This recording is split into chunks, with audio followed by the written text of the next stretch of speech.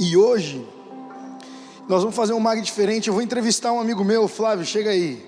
Chega aqui, Flavião, pega o microfone aí. Vocês conhecem o Flávio, gente? Não? Ainda bem, brincadeira. Flávio é um amigo meu de muito tempo.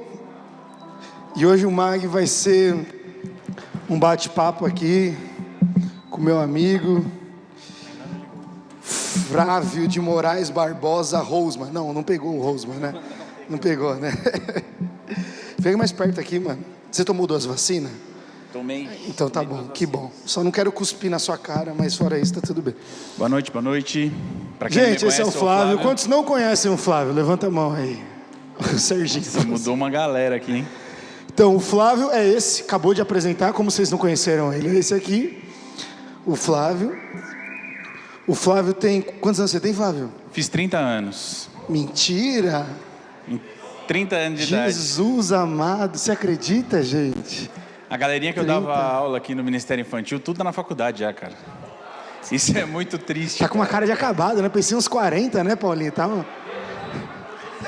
Isso porque eu não perdi o cabelo todo ainda. Tô tentando passar minoxidil, tô tentando tomar remedinho. Cresci em 5, né? Então. Gente, o Flávio é um amigo querido, um dos meus melhores amigos. A gente já passou por muita coisa juntos, trabalhamos juntos por anos. Né, Flávio? Lá em São Paulo, na comunidade.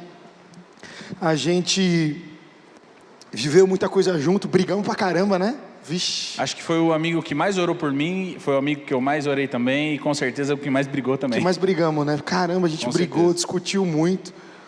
Mas o Flávio é um cara que sempre buscou falar a verdade pra mim, né?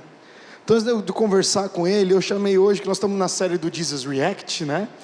E eu quero... eu mandei uma mensagem pro Flávio ontem, né? Falei, Flavião, queria propor um tema do MAG ser... Como é que Jesus reagiria ao Flávio? Só que no lugar do Flávio, coloca o seu nome. Vamos falar junto? Aí quando eu falar no lugar do nome do Flávio, você fala o seu nome, pode ser? Como Jesus reagiria ao... Como Jesus reagiria a você? Ele ia abaixar a cabeça e falar, onde eu errei? Como é que Jesus reagiria às suas escolhas, às minhas escolhas? Já parou para pensar nisso? O Flávio tem uma história muito interessante. Conheço o Flávio há muito tempo. Para quem não sabe, a minha família, né, nós viemos para Atibaia, vai fazer 15 anos. 15 anos. Acho que foi 15, né, Mi? 15, 16 anos que a gente está aqui em Atibaia. Nós éramos de São Paulo. Meus pais eram pastores lá na comunidade da Vila Carrão, em São Paulo. E nós fomos desafiados, a comunidade aqui já existia. E nós fomos desafiados para vir para cá, para ajudar o pastor que estava aqui. E numa situação que aconteceu, acabou que o meu pai, o pastor Edson, o pastor Vladimir, assumiram aqui a igreja como uma equipe. E aí então, nós começamos a pastorear essa igreja, né? Meus pais, o pastor Edson, o pastor Vladimir.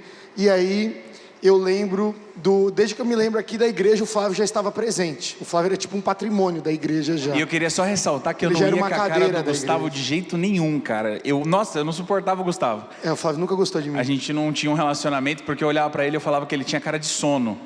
Inclusive, eu não sei se a maioria aqui não vai saber o que é, MSN, né? A gente podia apelidar as pessoas lá na MSN, e o Gustavo, eu fui em cima e coloquei assim, sono, porque eu olhava pra ele e só tava com cara de cansado, então eu não tinha relacionamento nenhum com o Gu. Eles me chamavam de sono, inclusive, na igreja, ele e o Thiago. E desde que eu me lembro, o Flávio está na igreja e tudo, e ao longo então do ministério, nós, como eu falei para você, a gente trabalhou junto. O Flávio teve várias idas e vindas da igreja. Eu conheço a história do Flávio, talvez é a história que eu mais conheço. Ele também conhece bastante da minha, né? Porque nós convivemos bastante e muito intensamente. Fomos amigos mesmo, de compartilhar muita coisa da vida, de um pagar a conta do outro, a gente só não emprestou roupa um para o outro, talvez porque você era muito gordo naquela época, né? Depois da bariátrica. Gente, o Flávio já foi o dobro do que ele é hoje. Era muito gordo, Flávio. 162 quilos foi meu recorde. Até esqueci que você fez bariátrica. Lembrei agora, olha que coisa. Mas para não virar uma conversa de bar e ficar uma coisa estranha, a ideia eu queria conversar com o Flávio e queria que ele contasse um pouco a história dele. De como é que foi o encontro de Jesus com o Flávio. Porque teve um encontro do Flávio com Jesus, mas teve o dia que Jesus encontrou o Flávio. São duas coisas diferentes. Às vezes a gente encontra Jesus por causa da religião, por causa da igreja, mas quando Jesus encontra a gente, a parada é diferente, né? Então, o que eu queria perguntar para o Flávio, né, para a gente começar esse bate-papo aqui, mano, o que mudou na sua vida, principalmente, quando Jesus te encontrou, né? Na verdade, só para vocês entenderem, né? Eu nasci num lar cristão. Quando eu tinha 2 anos de idade, minha mãe, ela se converteu, né? E ninguém na minha família era cristão. E eu comecei na igreja desde pequeno. E eu vim para a Comunidade da Graça com 13 anos, né? Eu acredito que eu tive várias experiências com Jesus nesse período. Só que o meu encontro mesmo realmente aconteceu quando eu tinha 17... Não, um pouquinho mais. A Alegria Completa foi com quantos anos, Hugo? Ixi. Uns 20 anos, né? Foi num acampamento chamado Alegria Completa, que acho que muita gente aqui, os mais velhos, lembra como foi incrível esse acampamento. E eu posso dizer que foi totalmente diferente, né? Porque a forma que Jesus se mostrou para mim, né? Ele sempre quis, mas quando eu enxerguei ele, não foi de um jeito muito alegre. Porque, como o Gu disse, eu tive algumas indas e vindas, né? E eu tive 3 saídas da igreja que foram muito impactantes. E aí eu acredito que realmente na segunda delas foi quando o Senhor falou muito comigo, através de alguns sonhos e tudo mais. Mas eu acredito que o ponto principal é que eu consegui identificar em Jesus esperança, né? Uma coisa que eu não tinha antes em relação a expectativas. Eu tive muitas frustrações, né? E eu vi que quando eu conheci Jesus realmente foi muito mais fácil para mim algumas coisas. E eu tomei um choque de realidade, né? E eu entendi um pouco mais sobre relacionamento, que é um dos pontos que eu vou falar também. E vamos começar por partes, né? O Flávio, então, que chega na igreja com 13 anos, faz um retrospecto aí. Eu cheguei Flávio na igreja... com 13 anos, chegou na igreja, o que tinha na sua cabeça, o que rolava, o que você esperava da igreja? Só para vocês entenderem, né? Eu falava muita gíria, eu falava muito palavrão, eu não era um cara que gostava de estudar. Eu era um cara que, eu sempre fui vendedor, trabalho com vendas, né?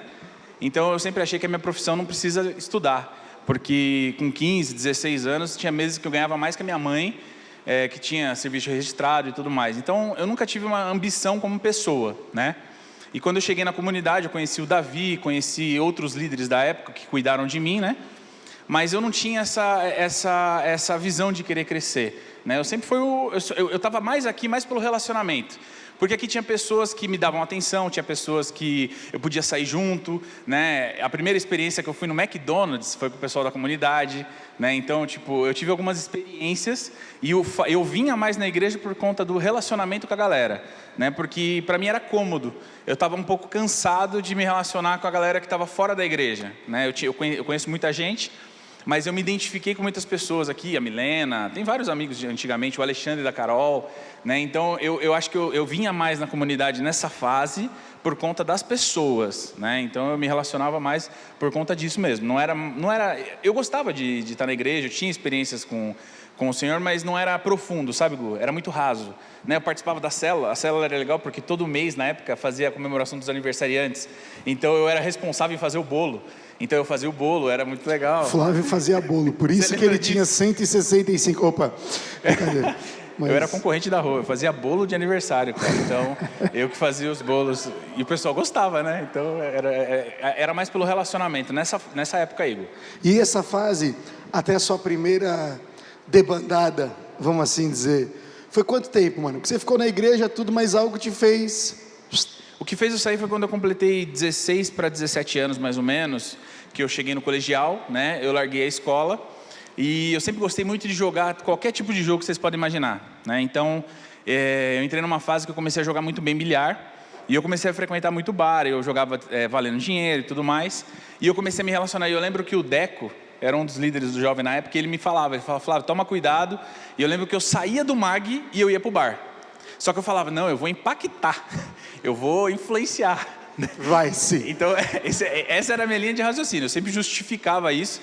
Eu lembro que uma vez ele saiu, era no antigo prédio, ele falou, Flávio, eu acho que você não deve ir. Eu falei, Deco, eu sei onde está meu coração, eu acredito em Jesus, está tudo bem, está tudo certo. E aí eu comecei a me relacionar de novo com uma galera, né?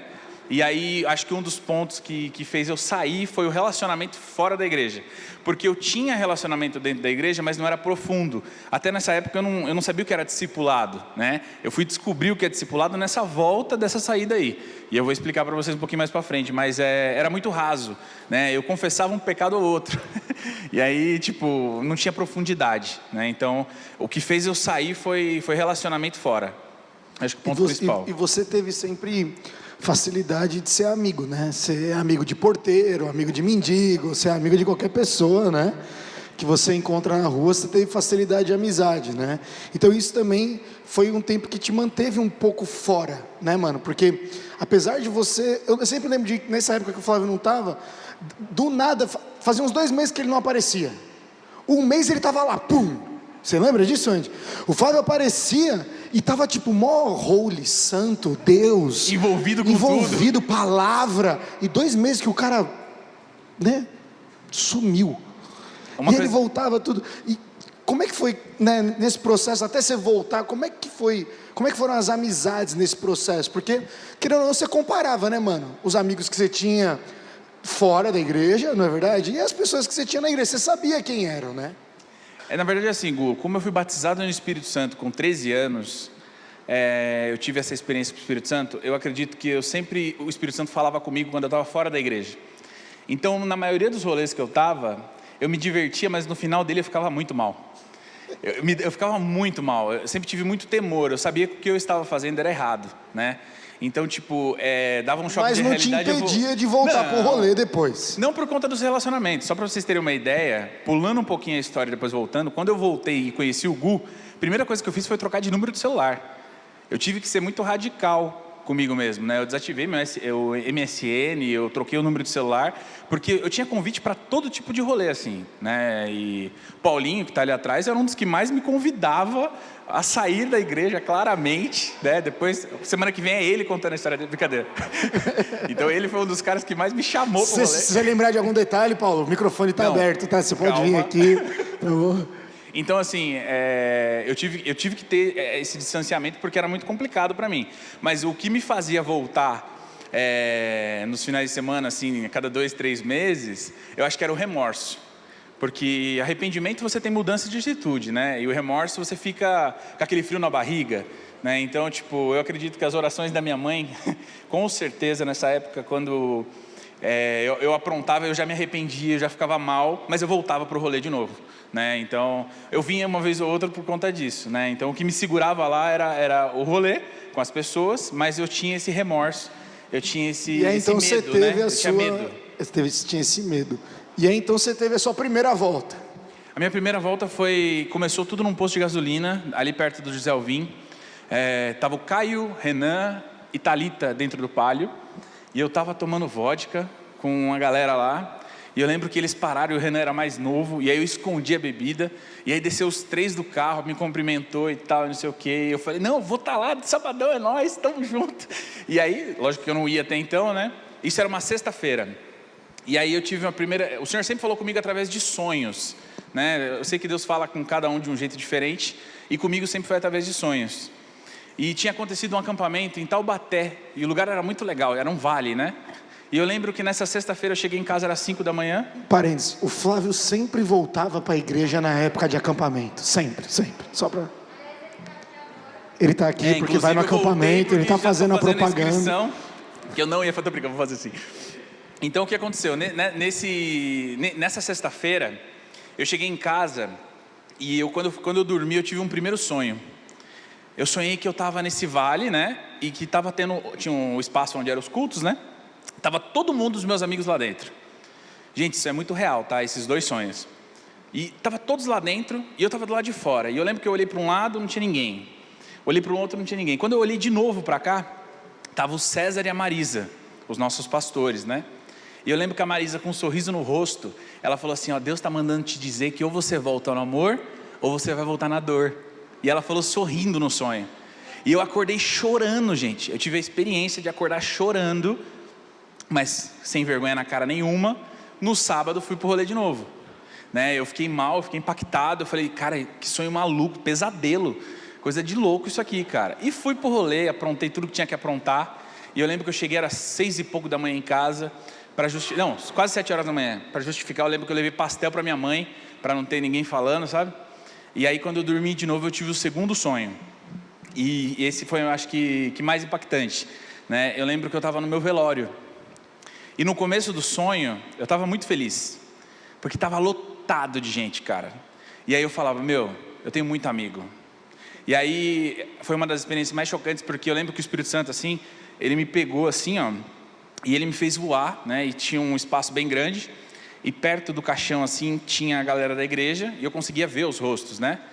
E quando, um pouquinho para trás, um distanciamento, assim, tinha uma galera que eu conhecia, e aí o Espírito Santo falava no meu coração, não falava no meu ouvido, né? Ele falava assim, essas pessoas que estão perto do caixão são os seus amigos da igreja. Essas pessoas que estão longe são as pessoas que você tinha que estar falando de mim. E cara, nossa, aí travou. Eu chorei. Ter sonho assim tá fácil, né, gente? Tá tranquilo, foi né? Bem pesado, né? Isso que esse sonho com o meu velório. E aí foi engraçado porque o primeiro contato que eu fui ter, né? Eu lembro que eu acordei, entrei no MSN assim, porque eu perdi o sono. E aí tinha um cara online. O Gustavo estava online, estava escrito sono lá. E eu lembro que eu mandei uma mensagem para ele. E alguém tinha me comentado que tinha uma célula de sexta-feira à noite. E aí eu falei assim, ô Sono, mandei para ele assim, ô Sono, fiquei sabendo que tem uma célula para quem estuda à noite, está na sua casa, de sexta-feira, e essa sexta-feira eu vou. E aí o Gustavo, o cara que ouve o Espírito Santo, tem Jesus, né? Ele escreveu assim para mim, duvido. E eu fiquei com muita raiva dele, eu lembro que eu xinguei muito ele naquele dia. E aí foi todo o processo, porque o que aconteceu? Durante a semana inteira eu esqueci disso. E na sexta-feira tinha um amigo chamado Leandro, e a gente foi para o Lago do Major, né? E a gente estava aprontando lá bastante coisa. E eu estava bêbado, acho que eu tinha fumado um beck aquele dia, maconha, para quem não sabe, que acho que todo mundo sabe, né? E eu estava muito doido, e era 10 e pouco da noite, eu lembro que o Senhor falou no meu coração assim, o Espírito Santo falou comigo, você não prometeu para ele que você ia na célula? E ele não duvidou de você? E eu estava muito doido, gente. E aí eu falei para um amigo meu, eu falei, eu não queria falar que eu ia numa célula da igreja, né? E ele já tinha carro. Eu falei, você precisa me levar na casa de um brother meu, que amanhã eu vou trabalhar cedo, eu vou dormir lá. Que era a casa do Gustavo, a casa do pastor. E aí ele me levou, me deixou na porta, esperei ele entrar, entrei, né? E eu entrei muito doido, gente. E aí eu lembro que, foi na semana do sonho, né? Eu lembro que eu entrei assim, participei da célula, falei um palavrão no meio da célula, pra vocês terem uma ideia. E aí o César chegou. O César chegou e ele tinha chegado de algum compromisso. Ele passou direto, ele me viu assim, e ele ficou na cozinha aquele dia, né? E quando acabou a célula, ele me chamou, me abraçou e tal. E ele falou que na sexta-feira e no sábado, ele tinha orado por mim. E ele falou assim, eu orei para Deus colocar uma parede na sua frente para você bater de cabeça nela. Eu orei tanto na sexta quanto no sábado por você. E aí começou todo o processo. Eu lembro que eu fui no culto, eu lembro que eu falei assim, eu não vou chorar, eu não vou em apelo. Eu estava indo a pé para a igreja, né? E quando eu entrei na igreja, eu comecei a chorar, porque eu sou chorão, né? Aí, ó. Então eu sou muito chorão. Então eu entrei na igreja e comecei a chorar. E aí eu cheguei, o culto foi muito top e tal, e eu falei, preciso ir no apelo. Teve o apelo, cheguei no Gu, falei, Gu, vamos no apelo comigo? Ele olhou para mim e falou, não, cara, você que vai no apelo. Cara, eu fiquei com raiva do Gustavo de novo, falei, cara, tô tentando voltar para a igreja, esse maluco não tá entendendo nada. E aí eu lembro que eu fui no apelo, depois ele foi orar por mim e ele me explicou. Ele falou, cara, é difícil porque as pessoas tomam decisões por você. Você precisava tomar essa decisão, né? E aí eu lembro que ele chegou na porta da igreja, ele ofereceu um livro para mim, A Recompensa da Honra.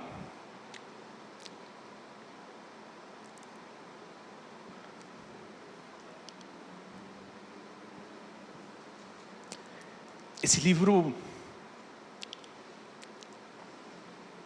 Rapidinho. Deixa eu beber água.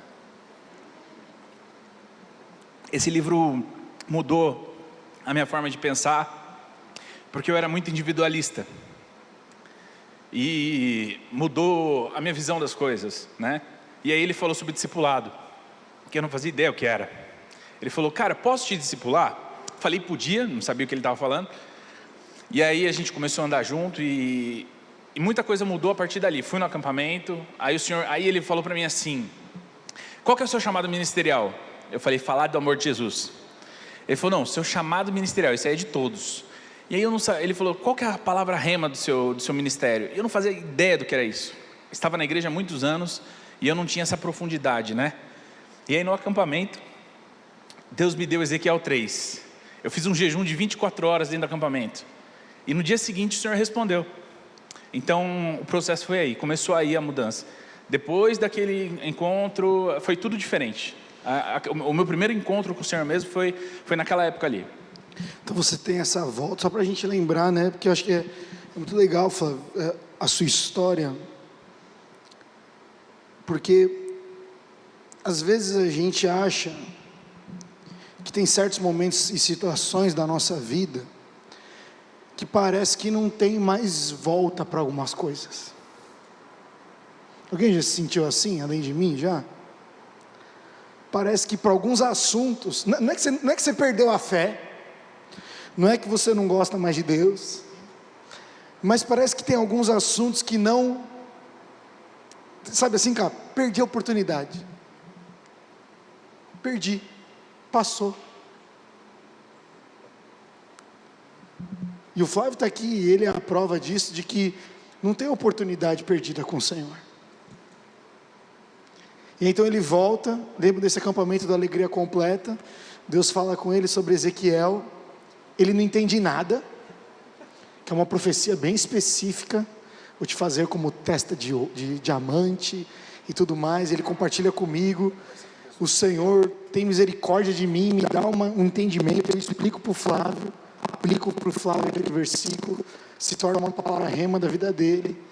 O Flávio se aproxima então da gente de novo, começa a ter relacionamento com a gente, cai mais de cabeça na igreja, começa a estar sempre. O Flávio virou meu auxiliar de célula e, né, experimentamos várias coisas juntos, de experiência com Deus, tudo. Trabalhamos na igreja junto lá em São Paulo, vixe, trabalhamos muita coisa junto.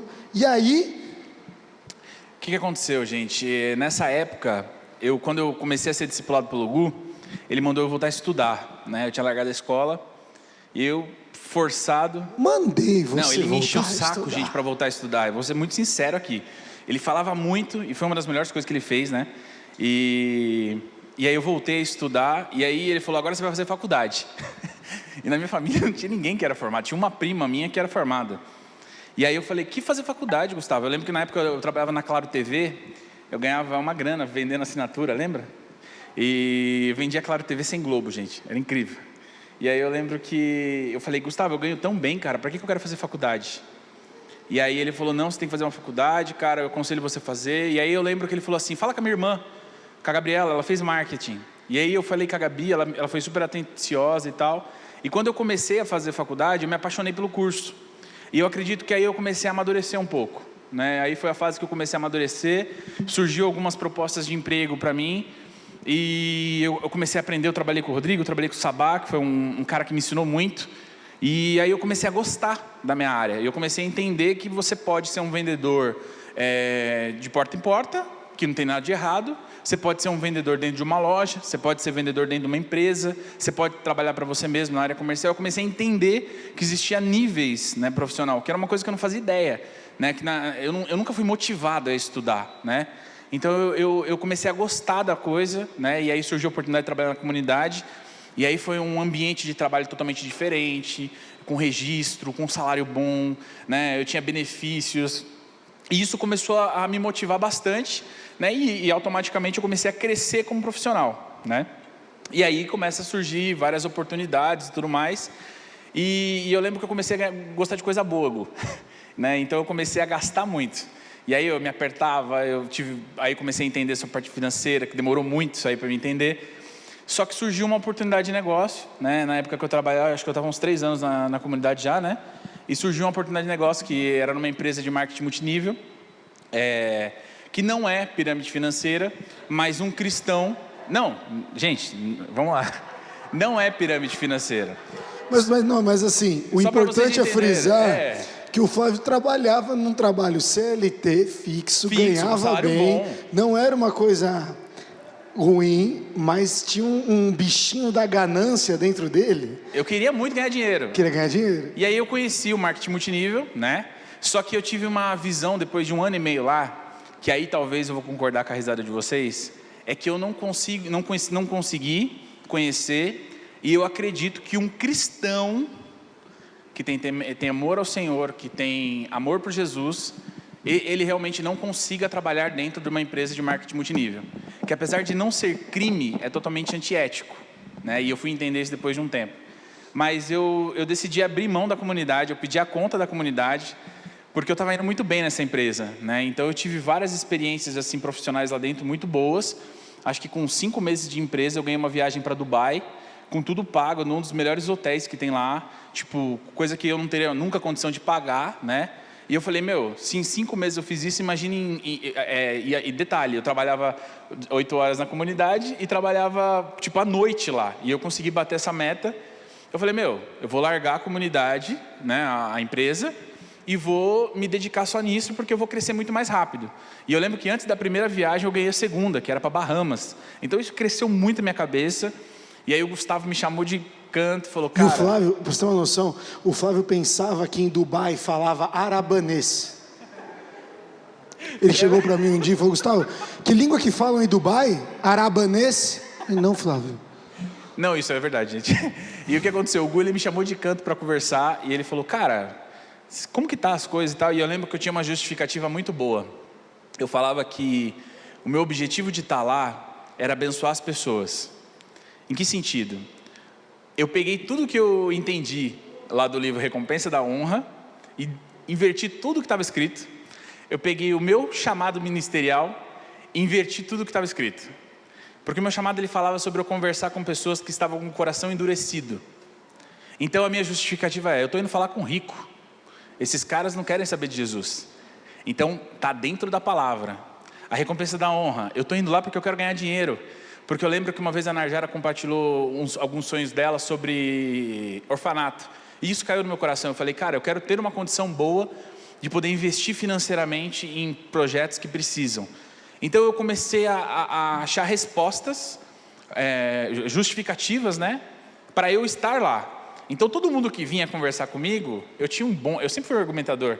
Então eu tinha um bom argumento e muitas vezes eu colocava o que o Senhor tinha falado comigo na palavra, eu invertia para ficar ao meu favor, né, e para poder justificar, porque cara, eu estava muito bem onde eu estava, né, eu lembro que eu tive algumas, um pouquinho antes da comunidade, eu e a Camila, a gente já tinha namorado, a gente terminou, né, e eu fiquei alguns meses, a gente ficou alguns meses ainda lá no Brasil, que depois ela fez um intercâmbio para os Estados Unidos, e eu lembro que eu saí da igreja, porque meu coração estava muito endurecido, né, alguns amigos meus na época, talvez por bobeira, fez um comentário ou outro que não me agradou, e como eu estava com o coração machucado, quando você está triste, quando você está com falta de liberar perdão para alguém, quando você está com raiva, você simplesmente justifica saindo da igreja. O problema está nas pessoas. E aí eu justifiquei isso, falei assim, as pessoas que andam comigo há anos estão falando mal de mim. Depois de você ter aquela experiência no acampamento. Depois de ter. Depois de você ter o chamado. Depois, né? Totalmente. Já tinha tido várias experiências. Gente, só para vocês terem uma ideia, o Gu não comentou, mas nessa época eu tava líder de uma célula que tinha acho que quase 20 e poucas pessoas. Eu estava discipulando 10 pessoas. Então eu já tinha conhecimento da palavra. E mesmo assim eu me permiti cair numa situação como essa. Por quê? Eu e a Camila, a gente escolheu andar sozinho. Então a gente teve várias consequências no nosso relacionamento. Então eu criei barreiras e tinha vários problemas que eu tinha que ter sentado com o Gu, sentado com os meus amigos para conversar e não tratei. E isso aí se perdurou por 1 ano e meio, quase 2 anos. E gente, é consequência. Se você fica você fica um mês, uma semana, se aconteceu algo de errado e você não compartilha, você começa a guardar para você, vai ter consequências. E a gente ficou nisso por mais de 1 ano e meio, né? Então, eu lembro que quando foi esse término, no dia seguinte eu chamei o Anderson, o Bruno e o Paulo, e eu confessei tudo para eles, né? Eu falei tudo que a gente tinha aprontado, mas eu confessei e acredito que não foi por ter se arrependido. Foi mais por um checklist, sabe? Eu falei, já que terminei, já que está nesse nível, eu vou falar o que eu aprontei, mas eu não tratei, sabe? Eu só falei, mas eu não me arrependi, né? E aí por uns 5 meses eu ainda fiquei na igreja e tal, mas depois acabou acontecendo algumas situações e aí eu saí de vez. Mas o que não fez eu cair assim 100%, Hugo, primeiro foi aquele temor, porque eu sempre conhecia a verdade, mas segundo porque em todas essas situações, Jesus sempre deixou alguém perto de mim, para lembrar quem eu era. Então nessa época era você, eu lembro que eu trabalhava com você, né? Gente, eu nunca vou esquecer, eu tive uma experiência assim, pesada, que o pastor Carlos Alberto foi tomar um café da manhã com a gente, e na noite anterior eu tinha aprontado várias, e chegou no café da manhã, ele falou, filho, ora por nós. Eu tinha que orar pelo café da manhã, cara. Então eu estava ali dentro, isso, eu vou ser muito sincero, me ajudou muito a não ter aprontado mais, Gu, né? Nessa fase, que depois eu aprontei. Medo, né? Medo, remorso total, medo, porque falei, claramente o pastor Carlos Alberto sabe o que eu fiz ontem à noite, e está mandando eu fazer essa oração para eu sair daqui e falar com alguém e me arrepender. Então eu tive esse medo, eu tinha esse remorso o tempo todo, né? E aí eu acho que foi a saída mais desafiadora, porque quando eu entrei lá, uma coisa é você tá fora da igreja, passando perrengue, passando dificuldade. Outra coisa é você estar fora da igreja, viajando a cada 4 meses para outros países, né? Eu fui para 4 países em 1 ano, ganhando dinheiro, gente. Eu ganhei dinheiro, sabe? Eu tive a experiência de ganhar dinheiro. Só que até nisso o Senhor trabalhou também. Então acho que foi uma das voltas mais... Fala, mano, porque aí só para, né, pra galera se localizar, pra gente caminhar pro final aqui. Nessa segunda saída que você tem, depois de terminar o seu primeiro namoro com a Ká, depois de você ter ficado machucado com seus amigos aqui, né? Eu lembro de eu chegar até o Flávio e falar, por que você sumiu da igreja? Não quero falar. Não quero. O que aconteceu, mano? Não quero falar. Sempre duro que nem uma pedra.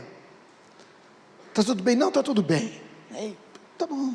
E a gente ia para São Paulo todo dia junto, no mesmo carro. Vários dias ele ia dormindo. Aí depois eu descobri que ele não estava dormindo. Ele só fechava o olho para não querer ter conversa comigo. E vários meses assim. Então o Flávio muda para essa empresa, começa a ganhar muito dinheiro, muito dinheiro, muito dinheiro. Muito dinheiro. E aí então, ele está em Dubai. Foi o seguinte, gente, eu peguei um nível de liderança lá na empresa, né? Mas eu estava no primeiro nível de liderança, né? Que era dividido. No marketing multinível, você tem várias categorias, cada categoria te dá um acesso, um privilégio e etc. Então, eu estava numa dessas categorias. E essa categoria que eu estava já era uma categoria muito boa, que poucas pessoas conseguiam chegar, mas tinha mais 4 acima de mim, né? E aí, eu participei de várias coisas lá em Dubai, foi muito legal. Só que no último dia, tinha um jantar de diretoria, né? Esse jantar é para caras que ganham em torno de, 1 milhão, 1,5 milhão por mês. Era o jantar para essa galera, né? E tinha a galera lá que ganhava em dólar. Então, era outra realidade de jantar. E aí chegou uma mensagem no meu celular de um dos diretores e falou assim, o jantar é na suíte tal, às 7 horas da noite. E o meu voo era 1 da manhã. Eu falei, beleza, vou ir jantar e volto. Gente, eu coloquei um chinelo havaiana preto, uma bermuda branca e uma camiseta preta. E eu cheguei num elevador que parava... Só para vocês terem uma ideia, o prédio que eu estava, ele tinha 93 andares. Né? Então, eu lembro que eu cheguei no... eu não sei nem falar, 70. Né? O andar 70 lá, que eu não sei falar isso. Eu desci para entrar num outro elevador. E aí, quando eu entrei, diferente do que eu estava, tinha um cara dentro, já esperando dentro desse elevador para levar você para o andar de cima. E eu lembro que eu estava no celular assim, mas eu sabia que ele estava me medindo assim, né? Ele estava olhando para mim assim. E quando eu cheguei nesse jantar, era na suíte presidencial desse hotel. Né? Eu cheguei lá em cima e na porta tinha uma moça com um champanhe. Na porta do elevador eu falei, nossa, eles vão receber 600 pessoas assim? Porque a gente foi em 600 brasileiros, né? E não era um jantar para 50 pessoas. E quando eu virei assim, eu percebi que era a suíte presidencial e eu bati o olho, eu sabia quem era que estava ali, só tinha diretor. E aí eu falei, cara, eu acho que eu estou no lugar errado. E aí eu lembro que um amigo meu estava junto, ele olhou para mim e falou, Flávio, acho que a gente está vindo num lugar errado. E aí tinha uma americana que falava português lá, eu chamei ela era a diretora comercial da empresa inteira. E eu tinha viajado com ela no carro, né? Eu fiz amizade com ela. Eu falei, Lucy, esse jantar aqui é para quem? Ela falou, Flávio, esse jantar é para diretores, só que os donos da empresa adoram que aconteça esse tipo de coisa. Então você é meu convidado, vocês são meus convidados, para participar desse jantar, para vocês saberem o que vai ter de bom para vocês nos próximos níveis, né, que você começar a subir. Eu quero que vocês participem. E como a gente conhecia todo mundo lá dentro, o pessoal recebeu a gente super bem e tal, e até aí tava legal. Só que foi a primeira vez que o Senhor falou comigo, e foi a primeira vez que me deu um frio na barriga de querer sair daquela empresa. Porque essa suíte, gente, era o segundo maior prédio de Dubai. E ela é 360 graus espelhada, assim, né? É surreal. Só para vocês terem uma ideia, sabe aquele sorvete Häagen-Dazs? Os caras montaram dentro dessa suíte um stand da Häagen-Dazs, tinha um chefe de cozinha, tinha várias coisas assim, tinha várias ilhas dentro dessa suíte para você ficar à vontade lá. E aí você escolhia o que você queria comer e era um negócio surreal. E aí eu lembro que eu estava na fila assim, e na frente tinha um cara chamado Caio Carneiro, que é um dos líderes da empresa, né? E ele me conhecia, eu falei, Caio, você vive assim todos os dias? Ele falou para mim, Flávio, eu faço 40 viagens por ano, para 40 países diferentes. Fica tranquilo que você está no caminho certo, eu sei os seus números, em 3, 4 anos você vai conseguir pegar um nível bacana e você vai viver disso para o resto da sua vida. Ele achou que ele estava me motivando, né? Só que isso me travou, gente. Me travou de um jeito, eu fiquei mal lá dentro. Eu lembro que eu mandei uma mensagem para o meu pai, eu falei para o meu pai, pai, o que eu estou fazendo aqui? Por quê? Porque uma das regras do marketing multinível é você se afastar das pessoas que pensam diferente de você. Então, tem um livro sobre isso. Tem um livro que explica isso. Você apresenta para a pessoa. Se a pessoa falar que não gostou ou não quer, é porque essa pessoa não está preparada para ter relacionamento com você. Então, eu comecei a me afastar. E uma das coisas que sempre fez eu voltar para a igreja foi o relacionamento. Eu sempre fui um cara que gostei de relacionamento. E quando eu olhei ao meu redor, os meus amigos não estavam ali. Não tinha um amigo, não tinha ninguém da minha família ali. E eu comecei a me sentir mal com aquilo, porque eu falei assim, cara, será que para eu ganhar dinheiro, para ajudar pessoas, eu tenho que me afastar de todo mundo? Foi o choque de realidade que eu tive. E eu fiquei muito mal naquela suíte, porque o Senhor falou comigo, que não era aquilo que Ele tinha para mim. Só que, você lembra a diferença de remorso e de arrependimento? Naquele dia ainda eu tive remorso, né? Porque quando eu estava voltando no voo, meu amigo do lado falou, cara, você tem noção que daqui 2 meses a gente está viajando para Bahamas? E isso pesou, né? Eu falei, cara, Bahamas, né? E a próxima era a Disney. Faltava 15 pontos para bater Disney. E aí eu lembro que eu falei, não, é Bahamas. Eu falei, já sei, vou voltar para o acampamento. Gente, faltava 10 dias para o acampamento. Eu falei, vou voltar para o acampamento, vou conseguir uma vaga lá, vou me acertar com Deus, vou achar o equilíbrio. Eu comecei a me pensar, mandei um áudio para o Gu enorme, lá da viagem, o Gu me mandou um áudio enorme e tal. E aí eu voltei, né? Mas com aquilo já no coração assim, apertando, sabe? Apertando. Só que eu tinha amigos ali, né? Eu tinha o Mauro, eu tinha o Lucas, a Patrícia, o Léo, o Azevedo, amigos que não se corromperam nesse nível que eu cheguei, eles continuaram o relacionamento com o Senhor. O Azevedo sempre lembrava quem eu era. Não tinha uma semana que não passava que o Azevedo me chamava para ir para o culto, e eu sempre com alguma justificativa, né? E eu tinha pessoas ali que me lembravam isso, né? E aí quando eu voltei, eu fui para o acampamento, e aí eu tive mais uma experiência doida, mas mesmo assim, eu não abri mão ainda. Eu lembro que a Marisa, no meio do acampamento, chegou em mim e falou assim, filho, o que está acontecendo? Por que você não consegue se afirmar? E eu falei para ela assim, eu sou muito bom no que eu faço, e esse está sendo um desafio, pastor, eu tenho uma viagem pela frente e tal.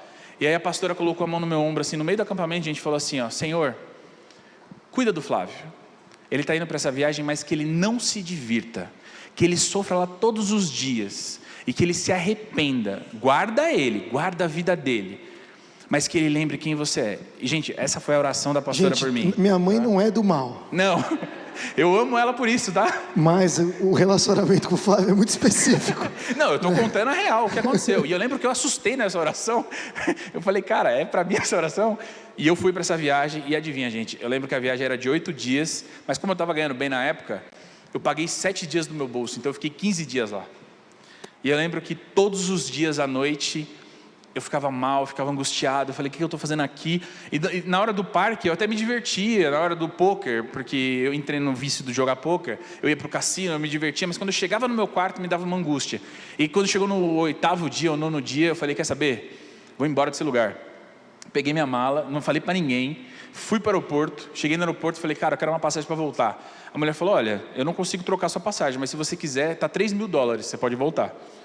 Aí eu, não, vou voltar para o hotel. Aí eu voltei para o hotel e foi horríveis todos os dias. E aí quando eu voltei de lá, eu já voltei decidido. Falei, cara, vou sair dessa empresa. Quando eu comentei com algumas pessoas da liderança, o pessoal falou, meu, você está viajando, falta 15 pontos para ganhar a Disney, cara. Respira um pouco, pensa uma semana. Eu falei, cara, eu preciso sair disso.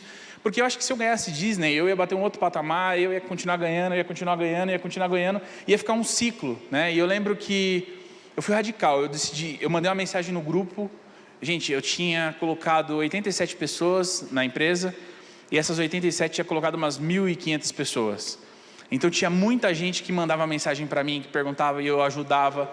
E eu simplesmente, de uma hora para outra, voltando de uma viagem incrível, falei assim, gente, estou me desligando por motivos pessoais, não estou indo para outra empresa e tal, queria agradecer todo mundo.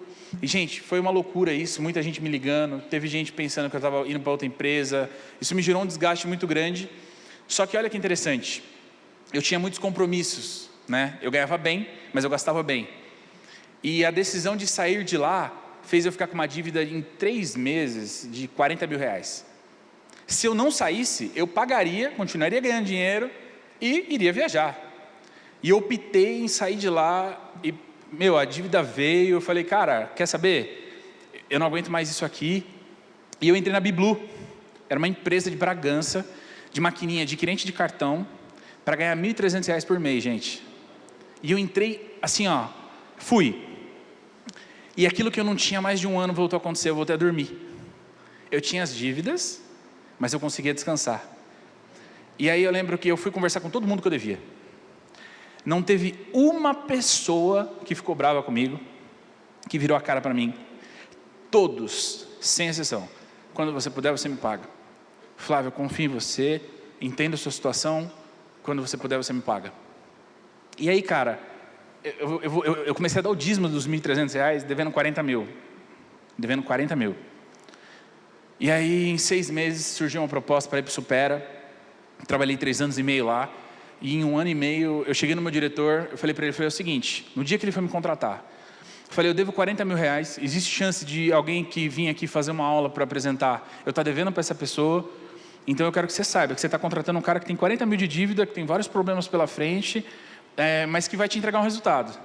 E ele olhou para mim e falou, cara, vamos fazer um planejamento para você pagar a sua dívida. E acho que em 1 ano e meio, o senhor honrou, e eu comecei a vender muita matrícula, e aí pagou todas as dívidas, eu consegui pagar os 40 mil, não fiquei devendo para ninguém. Hoje eu não devo para ninguém. Mas o que eu tiro de lição disso daí é o seguinte, eu poderia justificar falando que o problema era muito grande. Podia justificar que R$40.000 é pesado. Uma coisa é você dever para banco. O banco vai ficar te ligando, você pode desligar. Outra coisa é você ficar devendo para os seus amigos. Isso é horrível. E eu podia justificar isso aí. E eu lembro que o Senhor honrou a decisão.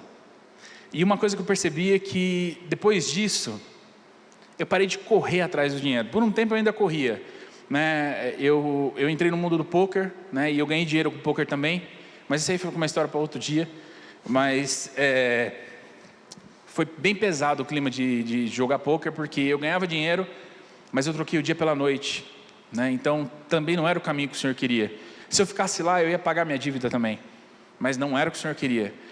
Eu entendi que o Senhor não queria que eu resolvesse, Ele queria resolver. Esse talvez seja o nosso maior desafio, entender que não existe problema nenhum que o Senhor não consiga resolver, entender que não tem nenhum problema que seja difícil para o Senhor. Eu fui tão orgulhoso que muitas vezes eu falava, eu me coloquei nisso, eu tenho que sair disso. Estou pagando pelos meus pecados. É minha consequência. E não é, o Senhor não espera nada disso. O Senhor, Ele nos ama, e a graça dEle é um negócio que não dá para explicar, porque não tem o que a gente possa fazer para compensar. Mas quando a gente consegue entregar, aí ele consegue fazer. E assim, gente, mesmo tendo vivido tudo isso, hoje a minha vida financeira é boa, não estou rico, mas tenho uma casa muito boa, eu e a Camila, a gente tem tudo que a gente quer, a gente trabalha bastante, mas se tornou leve, se tornou muito fácil. Hoje eu consigo abençoar as pessoas que eu preciso, quando o Senhor fala para me abençoar tal coisa, eu consigo abençoar. Quando vem imprevistos, esse mês a gente tomou um imprevisto de R$ 1.700. Eu falei, cara, R$ 1.700 é dinheiro, hein? Tá pago, porque o Senhor abençoou. Como? Não sei, mas se tornou mais fácil, né? Então eu acho que, mas uma coisa que é importante, mesmo tendo tido todas essas experiências, mesmo tendo vivido isso na pele, né? Eu sou tentado todo dia a querer resolver as coisas com as minhas próprias mãos. Quando veio a dívida de R$ 1.700, eu pensei em jogar pôquer. Gente, vou compartilhar um negócio com vocês. Meu casamento não saiu barato, não. Quando eu e a Camila fechamos nosso casamento, foi antes da pandemia. Eu ganhava muito bem. E quando estourou a pandemia, eu comecei a ganhar durante um ano 25% do que eu ganhava e fiquei 3 meses sem salário. E eu tinha fechado um contrato para o meu casamento, nosso casamento foi pago e tal. Mas eu lembro que eu entrei no aplicativo de jogar pôquer. Eu ganhei lá um ticket gratuito para jogar um domingo. Falei, vou distrair minha cabeça. Entrei e ganhei R$ 20. Peguei esses R$ 20, entrei num outro torneio, se tornou 100 e pouco. Na mesma semana, tá? Aí esse 100 e pouco se tornou 300. Aí o 300, acho que em 15, 20 dias... Quantos mil tinha lá, amor? Tinha 2.000. Em 15, 20 dias lá. E a Camila me ligou e falou, amor, a gente tem um boleto para pagar de 2 contos. Eu falei, eu podia ter mentido, cara. Eu podia ter simplesmente pego e falado, foi uma comissão que entrou. Mas ainda bem que eu não fiz isso, porque eu falei para ela, tem 2 contos lá, posso pegar. Ela falou, não pega esse dinheiro. Eu falei, amor, mas a gente tem que pagar um boleto. Não pega. Eu falei, você tem certeza? É a última vez que eu vou perguntar, hein? Ela falou, não pega. Eu lembro que eu entrei no aplicativo, gente, e eu rasguei R$ 2.000 assim em 5 minutos. Eu entrei numa mesa e comecei a passar o dinheiro para não ser tentado com isso. O Senhor honrou tudo, a gente conseguiu pagar tudo, mas eu quase dei meu jeitinho, né? Então, é um negócio que eu tenho que me arrepender sempre, né? Hoje eu entendo a diferença entre eu negociar, comprar um produto e vender, ajudar as pessoas.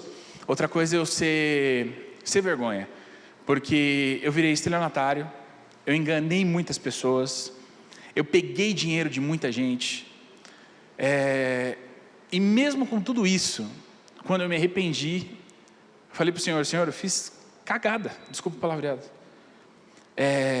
O Senhor foi lá e restaurou tudo, e eu não perdi nem as amizades, gente. Você tem noção que pessoas que eu enganei, o Senhor teve misericórdia e essa pessoa continua sendo minha amiga? Não, você não foi não, Paulinho. Então assim, o Senhor Ele restaurou, Ele cuidou, Ele resolveu tudo, sem exceção, né? Foi um processo. Mas até hoje, Gu, eu tenho que tomar muito cuidado para não querer ganhar proveito em cima de coisas. Eu tenho que ter um temor muito grande em relação a isso. E o Senhor tem honrado em relação a isso. E eu também tenho que ter um temor muito grande de não querer resolver minha vida. Porque eu tenho algumas habilidades, e eu acredito que muita gente aqui tem várias habilidades que podem gerar recurso. Mas nem sempre o Senhor quer que você use ela. Às vezes o Senhor permite, Ele fala, é assim que tem que ser feito. Às vezes não. Às vezes é a gente tentando justificar algo. E eu tentei justificar por muito tempo.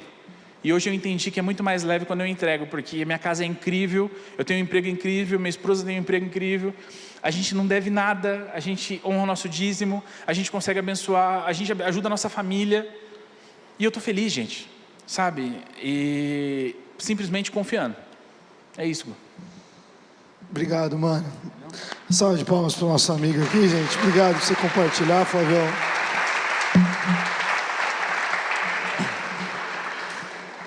Obrigado, meu mano. Eu pedi para o Flávio compartilhar, gente, porque talvez para você não seja o dinheiro, talvez para você seja a sua carreira, talvez para você seja um sonho, talvez para você seja querer ter a sua empresa, talvez para você seja uma marca do passado,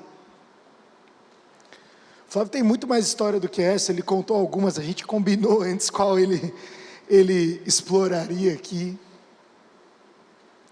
Mas sabe, gente, não há nada que é impossível para o Senhor.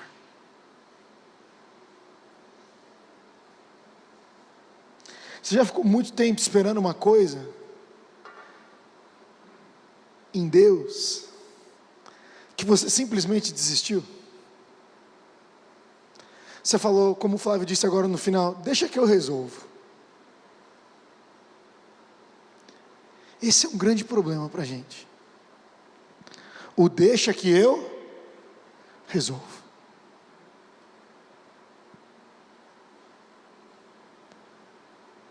Galera que, né, o Flávio falou aqui do casamento, está enfrentando uma coisa, não, vou resolver rápido, vou casar rápido. É você resolvendo ou é Deus? Você que estuda, sempre vai ter o caminho mais fácil. Sempre vai ter o caminho mais fácil para muita coisa.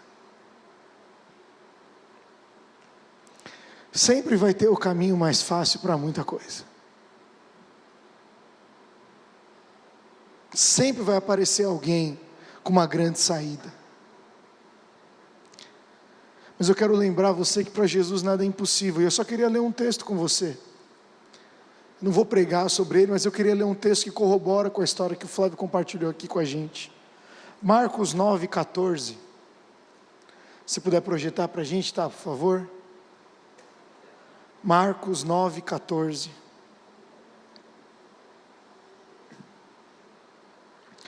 Jesus tinha acabado de subir no monte para orar, Pedro, Tiago e João, e ele estava então voltando de uma madrugada de oração. Versículo 14 diz: ao voltarem para junto dos outros discípulos, viram que esses outros discípulos estavam cercados por uma grande multidão, e que alguns mestres da lei discutiam com eles. Quando a multidão viu Jesus, ficou muito admirada e correu para cumprimentá-lo. Sobre o que discutem? Perguntou Jesus. Um dos homens na multidão respondeu: mestre, eu lhe trouxe o meu filho que está possuído por um espírito impuro que não o deixa falar. Sempre que o espírito se apodera dele, joga-o no chão e ele espuma pela boca, range os dentes e fica rígido.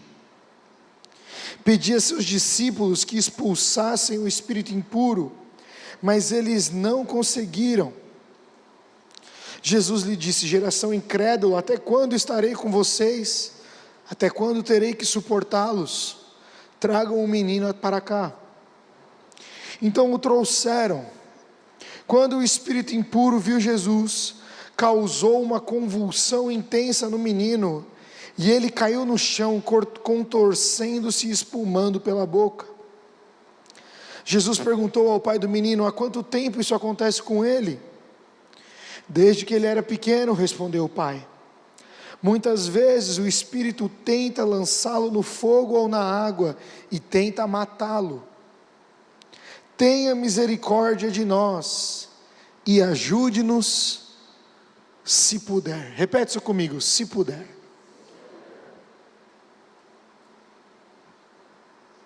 Se puder? Perguntou Jesus. Tudo é possível para aquele que crê. No mesmo instante, o pai respondeu: eu creio, mas ajuda-me a superar a minha incredulidade. O que o pai respondeu? Ajuda-me a superar a minha incredulidade. Quando Jesus viu que a multidão aumentava, repreendeu o espírito impuro, dizendo: espírito que impede esse menino de ouvir e falar, ordeno que saia e nunca mais entre nele. O espírito gritou, causou outra convulsão intensa no menino e saiu dele. O menino então parecia morto. Um murmúrio correu pela multidão: ele morreu. Mas Jesus o tomou pela mão e o ajudou a se levantar, e ele ficou em pé. Depois, quando Jesus estava em casa com seus discípulos, eles perguntaram: por que não conseguimos expulsar aquele espírito impuro? Jesus respondeu: essa espécie só sai com oração. O que essa história tem a ver com o Flávio? Flávio não tem uma história de possessão. Flávio não espumou pela boca. Mas muitas vezes, nós, como o Flávio aqui compartilhou, apesar do Flávio ter temor a Deus, experimentar do melhor e do pior, teve uma hora que ele virava para Deus, como eu e você um dia já falamos: Deus, se for, a situação é essa, muda para mim, se você puder. Você já falou isso para Deus? Eu já falei isso para Deus. Você já falou? Deus, eu tô com essa situação aqui na minha nota, na minha faculdade, no meu trabalho. Estou desempregado, estou solteiro, estou com problema com os meus pais, situação. Mas assim, eu estou te avisando, se puder, o Senhor pode fazer alguma coisa. Se o Senhor estiver incomodado aí no céu com muita coisa para fazer, se puder. Você vê o que Jesus responde para aquele pai? Você imagina aquele pai, ele viu a vida inteira do filho daquele jeito. Aquele pai falou assim: essa é a realidade do meu filho. E às vezes, deixa eu dizer, eu e você aceitamos algumas coisas da nossa vida que não são da nossa vida. Às vezes eu e você aceitamos certos pensamentos que não são da nossa vida. E quando a gente aceita esses pensamentos, eu quero que você preste atenção nisso, a gente escolhe o caminho mais fácil. Se o meu amigo Flávio aqui, o Flávio entendeu que a vida dele era essa, que ele seria vendedor. O Flávio vende qualquer coisa. Até hoje, se eu preciso de alguma coisa, eu vou vender meu carro, eu ligo para o Flávio. Mano, o que você acha? Quanto vale meu carro? Ele tem o feeling, ele sabe, ele é capaz. Mas ele podia pegar isso e falar: esse sou eu, e o único jeito, como ele falou aqui, o único jeito de eu fazer isso é ganhar dinheiro tirando dinheiro dos outros, é enganando os outros, é botando minha margem em cima. Isso é normal, todo mundo faz, é a natureza do meu trabalho. Podia, Flávio? Ele podia ter aceitado que aquilo era normal, como aquele pai desse menino podia ter olhado e falado: esse é o meu filho tem esse problema, não tem jeito. Deixa eu falar, meu amigo, minha amiga, Jesus quer se encontrar comigo e com você, mas Ele não tem medo da nossa zona. Às vezes a gente tem medo de falar da nossa vida, de compartilhar da nossa vida, dos nossos erros. A gente não quer tocar em certos assuntos, a gente não quer tratar certas mágoas, porque a gente fala: isso é normal, isso já faz parte de mim.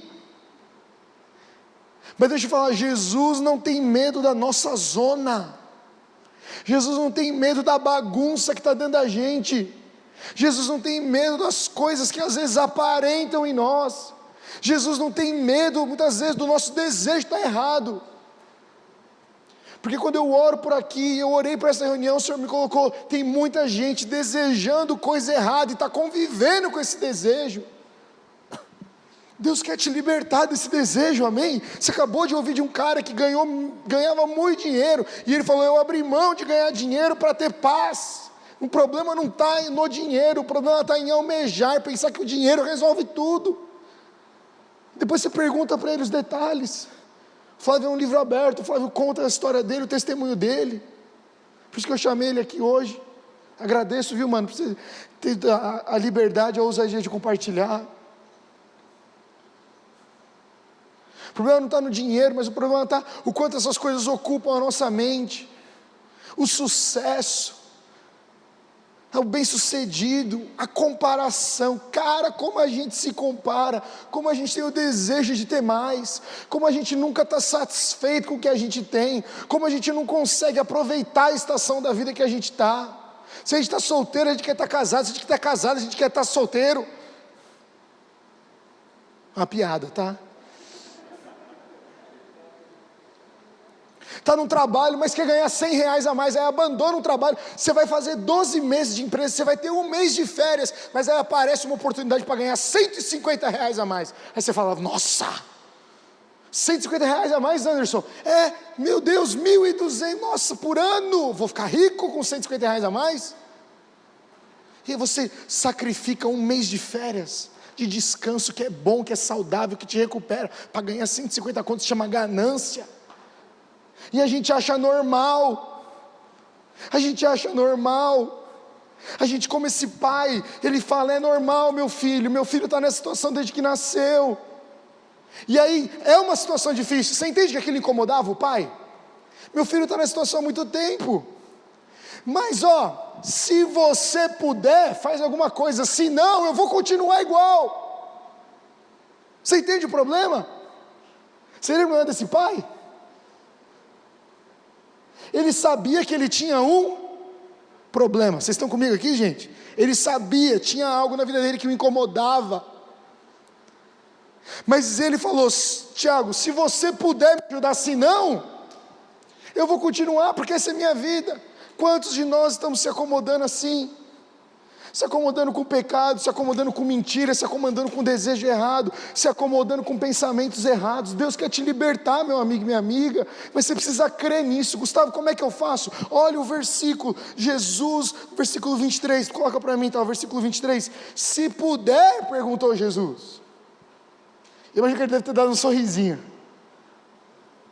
Versículo 23, por favor. Tudo é possível para aquele que crê.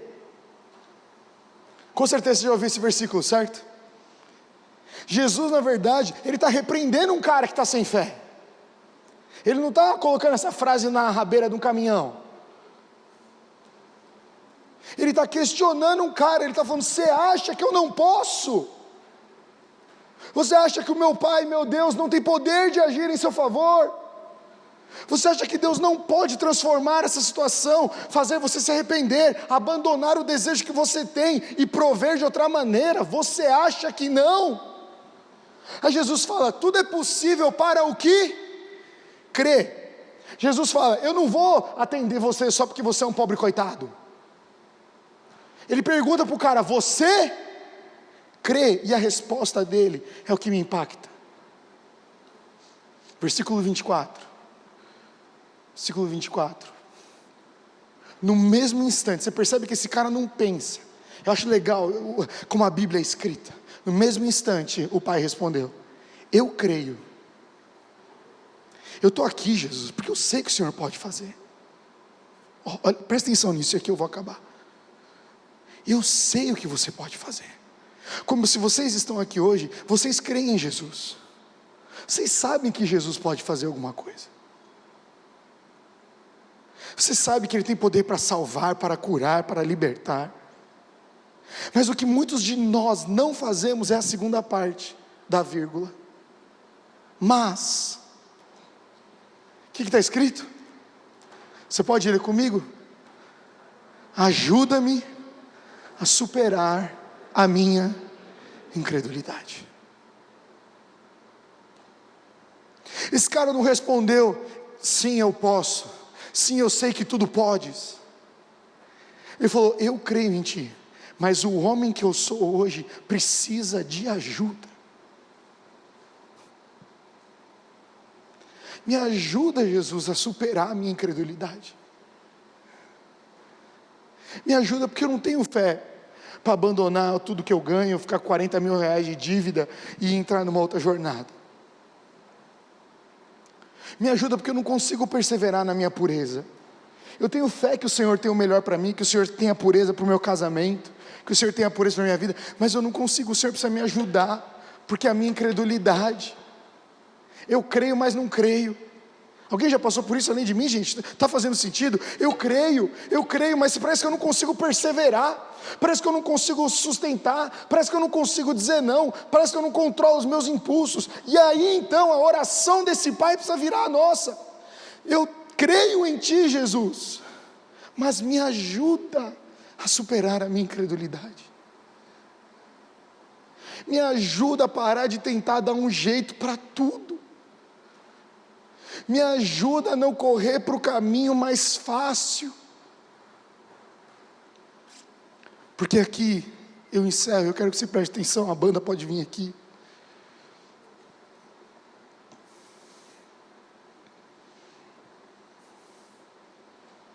Quando eu e você estamos acomodados com uma situação, preste atenção nisso, por favor. Quando eu e você estamos acomodados com uma situação,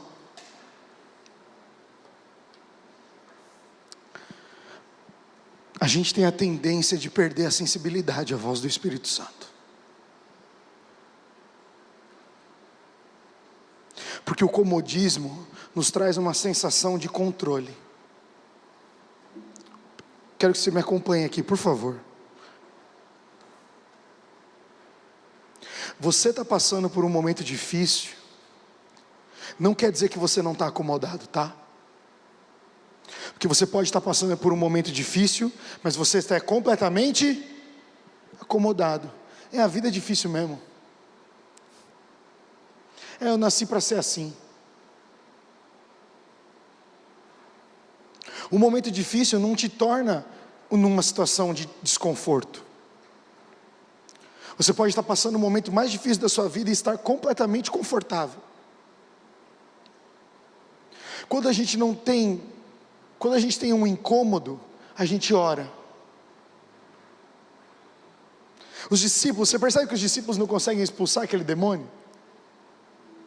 E aí Jesus fala para eles: mestre, por que nós não conseguimos? Ele vira e fala para ele assim: então, meu amigo, deixa eu dizer para você, esse tipo de demônio só sai com o quê? Oração. Os discípulos estavam experimentando muitas curas, eles estavam andando, eles estavam curando, eles estavam libertando. Aí quando chegou, eles falaram: é só mais um. Sabe assim, Brunão? Esse problema eu já resolvi. Religião. Esse problema eu já resolvi.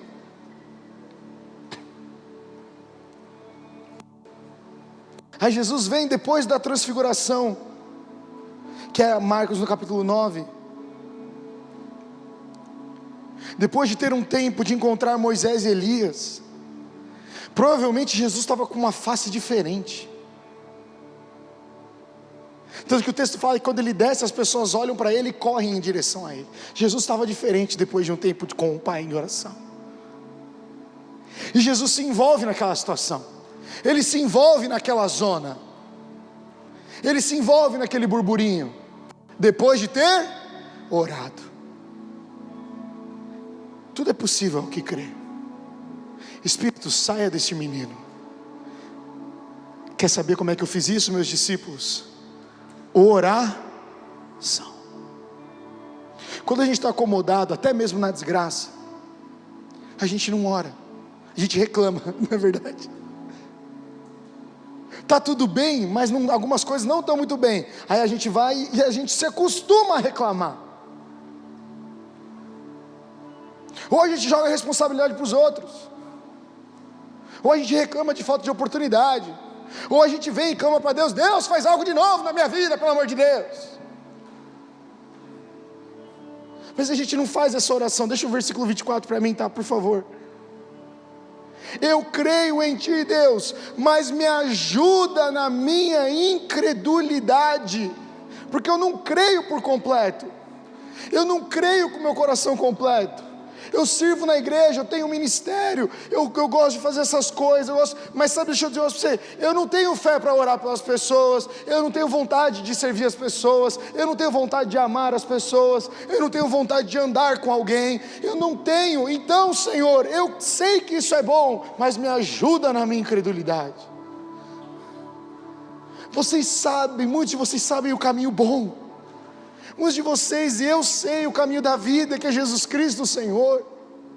A gente sabe que a gente tem que abrir mão de muitas coisas, a gente sabe que a gente tem que mudar tantas outras, mas a gente não faz.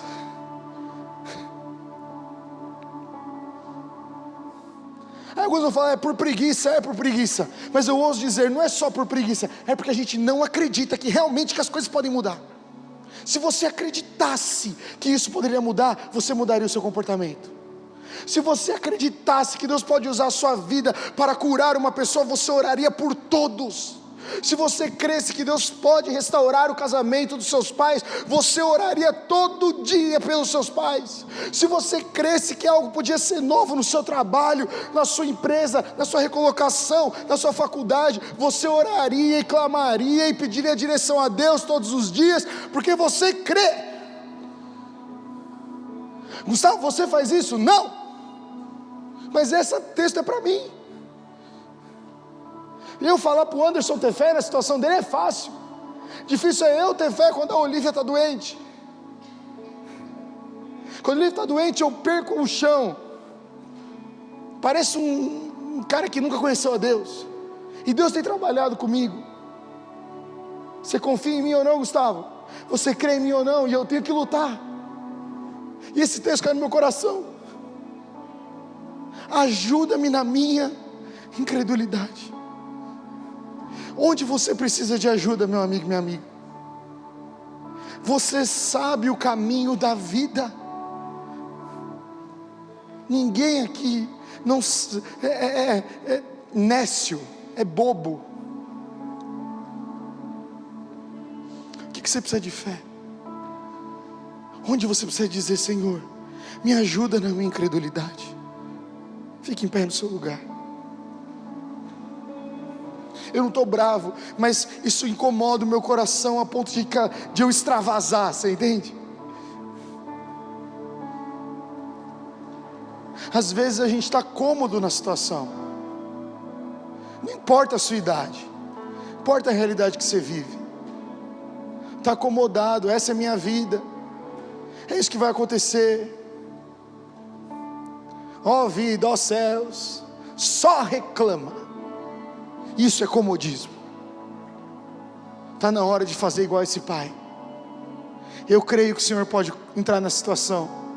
Eu creio que o Senhor pode curar. Eu creio que o Senhor pode restaurar. Eu creio que o Senhor pode me mudar. Eu creio que o Senhor pode mudar os meus desejos. Eu sei que o Senhor pode me fazer santo. Eu sei que o Senhor pode me fazer puro. Eu sei que o Senhor é o Deus Todo-Poderoso. Mas me ajuda a crer. Me ajuda a crer. E eu preciso fazer essa oração hoje. Tem mais alguém que precisa fazer essa oração hoje? Me ajuda a crer. Porque eu estou tomando muito controle da minha vida. Me ajuda a crer. Por isso eu quero que você feche seus olhos. E nós vamos cantar uma música. Eu quero que você deixe isso cair no seu coração. Se você ainda não conseguiu refletir, eu peço que você reflita agora. Fala: Senhor, o que está no meu controle que eu preciso entregar a Ti, Senhor?